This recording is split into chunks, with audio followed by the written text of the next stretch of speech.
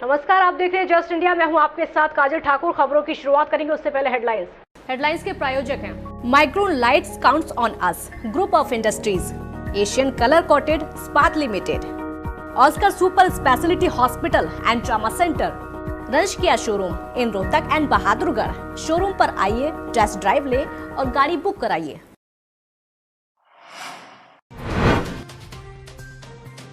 देश भर में 1,51,000 से ज्यादा कोरोना संक्रमित। हरियाणा में संक्रमितों का आंकड़ा हुआ 1381 से ज्यादा। सिरसा में बुजुर्ग समेत 3 कोरोना पॉजिटिव।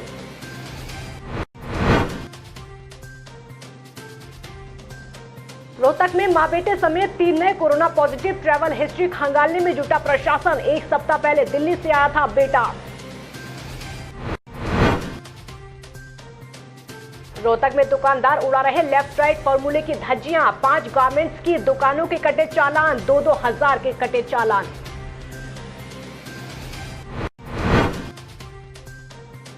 और कोरोना काल में कोरोना योद्धाओं का हुआ सम्मान। सफाई कर्मचारी को किया गया सम्मानित। शॉल और मिठाई का डिब्बा देकर हुआ सम्मान।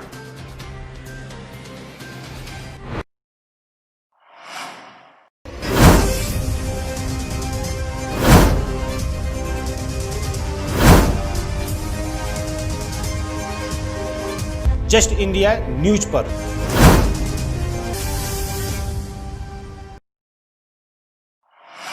खबरों की शुरुआत इस वक्त की बड़ी खबर के साथ करते हैं और बड़ी खबर रोहतक से है। आपको ये बता दें कि रोहतक में 3 नए कोरोना पॉजिटिव मामले सामने आए हैं। एक मरीज चावला कॉलोनी का रहने वाला है और जो दिल्ली में काम करता है। आपको ये भी बता दें 2 मरीज जो हैं वो कच्चा बेरी रोड के रहने वाले हैं और माँ बेटे हैं।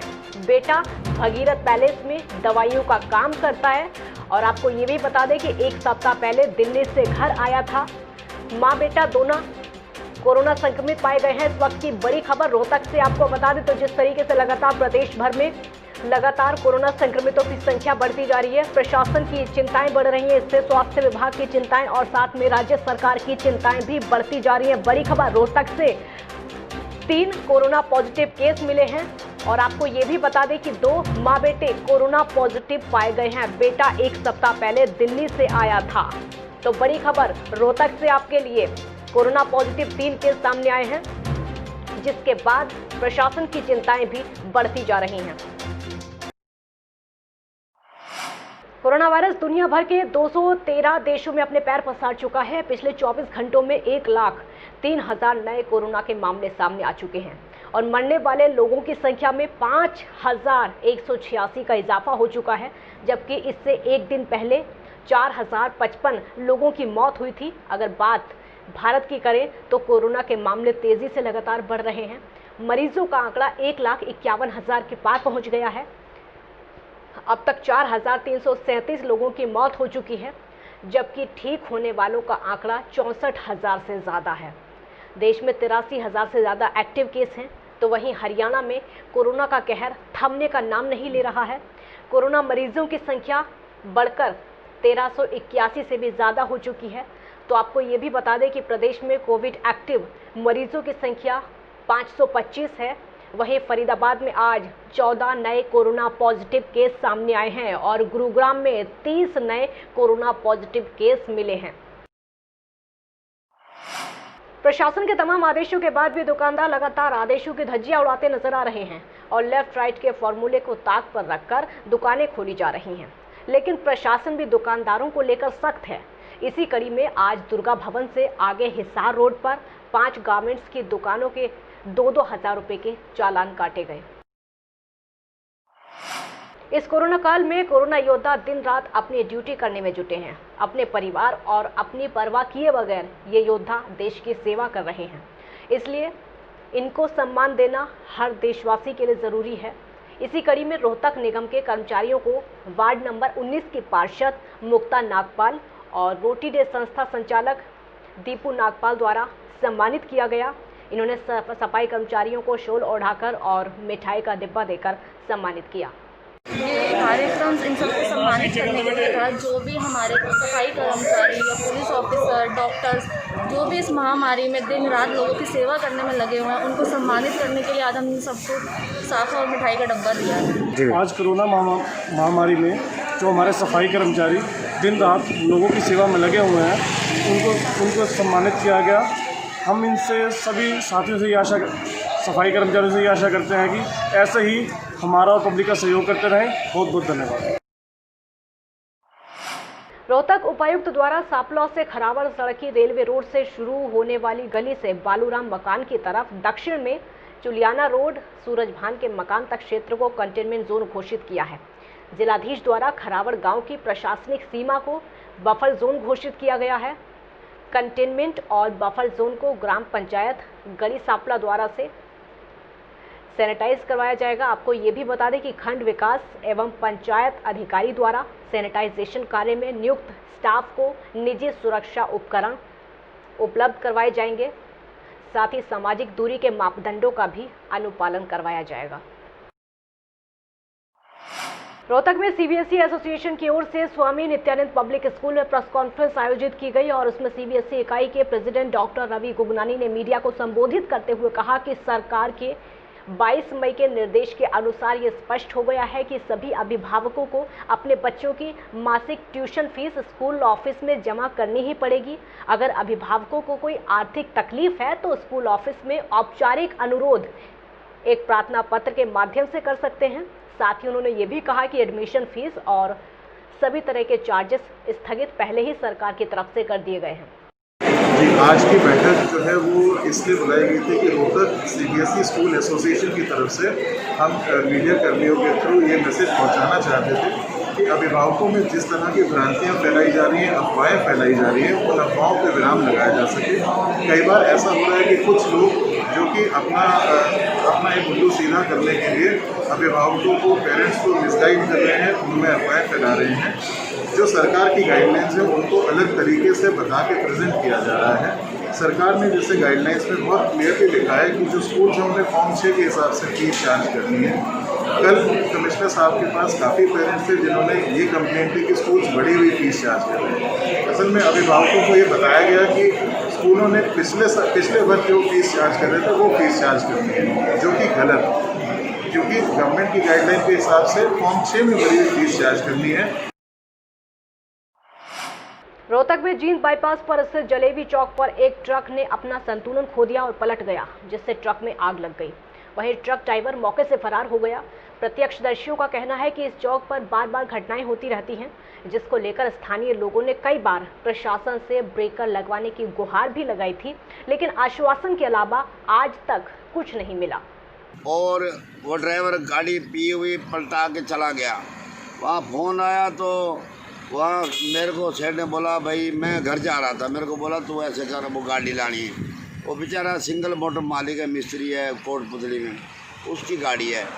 तो अभी वो भाग गया, लाइसेंस अभी इसको देना पड़ेगा। ड्राइवर का नाम क्या है? ड्राइवर का नाम वो जो पलटा गया वो उसका नाम रोशन है, गुजर है, कोटपुतली का गांव का कहीं का है। तो बस वो अपने मतलब से रखा, भाग गया, यानी कि चलो गाड़ी चल रही है, उससे भिजा सकता था। ये ट्रक कहाँ से आता? हम कहाँ से आता है ट्रक? ये गाड़ी का सेट और हम एक ही गांव के हैं। कहाँ से आता है ट्रक? सामान कहाँ से लेके? ये कोटा से जींद के आगे कहीं गाँव खाली होने को ज़्यादा कहाँ जाए। ये जी अब हमारे ये इस जींद रोड पे जींद जलेबी चौक है, इस पे हर तीसरे दिन कोई ना कोई हादसा होता रहता है। इसकी डिज़ाइनिंग कुछ ऐसी है कि स्पीड में गाड़ी आती है तो 50 की स्पीड भी होती है तो उसका बैलेंस बिगड़ता है और उससे एक्सीडेंट होता है। बट जो हैवी व्हीकल है उनका तो महीने में नहीं तो हफ्ता 10 दिन में कोई ना कोई हादसा होता रहता है। कल भी एक ट्रक में आग लगी थी और अब हम स्कूल जा रहे हैं तो अब भी एक ट्रक वहाँ एक्सीडेंट हुआ मिला। देश भर में लॉकडाउन है, लेकिन फिर भी चोरों के हौसले बुलंद हैं और चोरियां लगातार दिन में भी हो रही हैं। दरअसल रोहतक से बाबरा मोहल्ले में दिन दहाड़े दुकानों में चोरियां हुई और आपको ये भी बता दें कि चोर दुकानों का शटर तोड़कर चले गए। दुकानदार वालों का कहना है कि हमने पुलिस प्रशासन को सूचना भी दी है, लेकिन अभी तक कोई पुलिसकर्मी हमारी मदद करने के लिए नहीं आया। यहाँ के प्रशासन से अनुरोध करता हूँ कि यहाँ पर बाबरे मोहल्ले में एक चोरी का दहशत का माहौल फैला हुआ है, जो आए दिन चोरी होती जा रही है और प्रशासन इस तरफ कोई ध्यान नहीं दे रहा है। और मैं प्रशासन से ये अनुरोध करता हूँ कि व्यापारियों की सुरक्षा बढ़ाई जाए और यहाँ पर गश्त बढ़ाई जाए, जिससे कि इस चोरी के ऊपर लगाम लगा सके। सतीभाई साईदास सेवादल रजिस्टर्ड द्वारा 32 साल पहले रोहतक में अपने स्थापना वर्ष 1988 से ही समाज सेवा के कार्य में लगातार लगा हुआ है। परम पूज्य गुरु जी के आदेश के अनुसार मुख्य रूप से यथासंभव जल सेवा और भोजन सेवा की जाती है।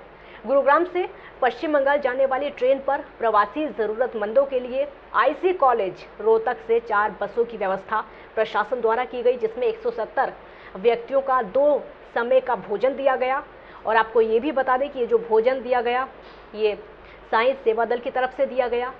भारत माता की जय और वंदे मातरम के नारों के साथ प्रवासी बंधुओं को रवाना भी किया गया। तो इस प्रकार सतीभाई साईदास सेवा दल द्वारा आज 2650 पैकेट भोजन के बांटे गए। इस सेवा में निरंतर सहयोग करने वाले सभी दानी सज्जनों सेवादारों का आभार भी व्यक्त किया गया।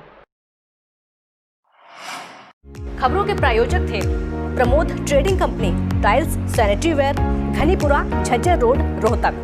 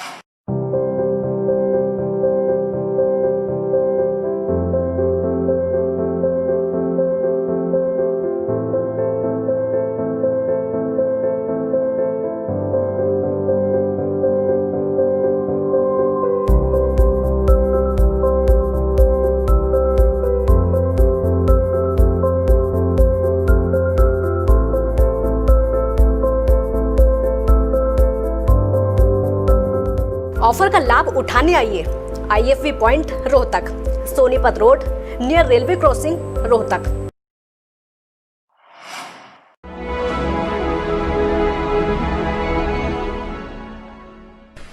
चाचा, आपने नया घर बनवाया है तो घर की छत पर कौन सी शीट लगवाई है?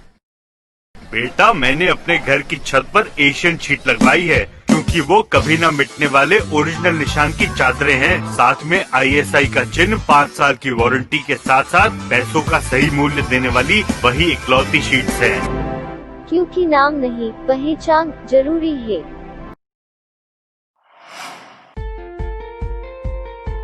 Be Fast Fit, India's fastest growing fitness chain, now at Rohtak D Park and biggest fitness club. Services like cardio, full strength and free weight stations, CrossFit, group classes, aerobics, yoga, Tabata training, high intensity training with professional trainers, steam bath and sauna bath. Be Fast Fit, be the best of yourself. Right to addition reserved. खबरों में फिलहाल इतना ही। देखते रहिए just India. नमस्कार।